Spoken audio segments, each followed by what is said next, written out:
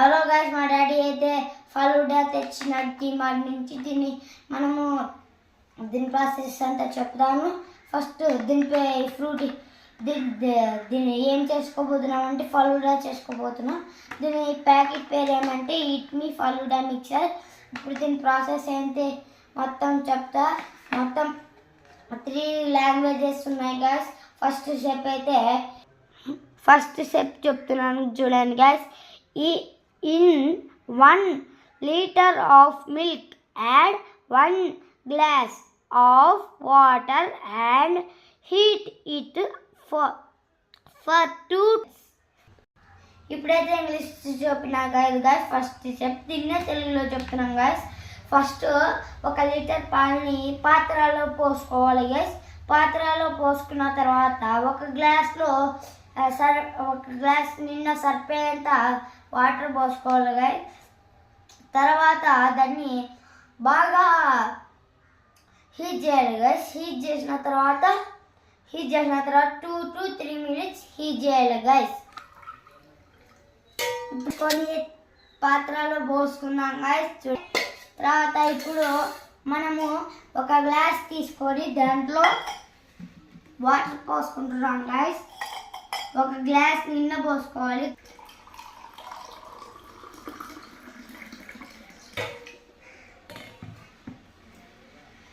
మనమైతే ఇప్పుడు గ్లాస్ నిండా పోస్తున్నాం.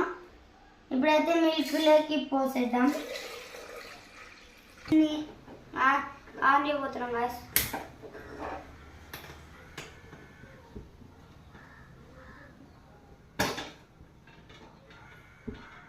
ఇప్పుడు మనం 2 to 3 minutes అయితే బాయిల్ చేసుకున్నాం. ఫస్ట్ స్టేజ్ అయితే అయిపోయింది గైస్. ఇప్పుడు సెకండ్ స్టేజ్ పోతున్నాం. సెకండ్ స్టేజ్ చెప్తున్నా. Add eat me falooda mix into the milk and boil it for 10 to 15 minutes until the mixture becomes thick and creamy. Let it cool.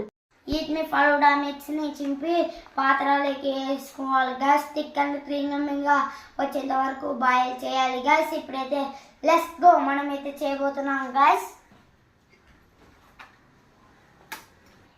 Eat me falooda packet వేసుకోబోతున్నాం guys.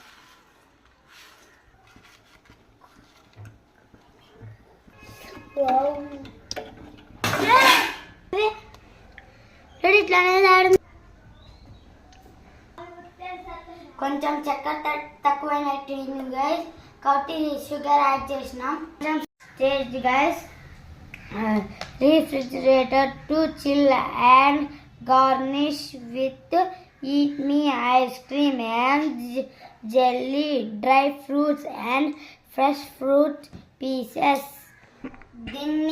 దీన్ని మనం ఫ్రిడ్జ్లో పెట్టుకొని ice క్రీమ్తో dry ఫ్రూట్స్తో garnish చేసుకొని తినడమే గైస్.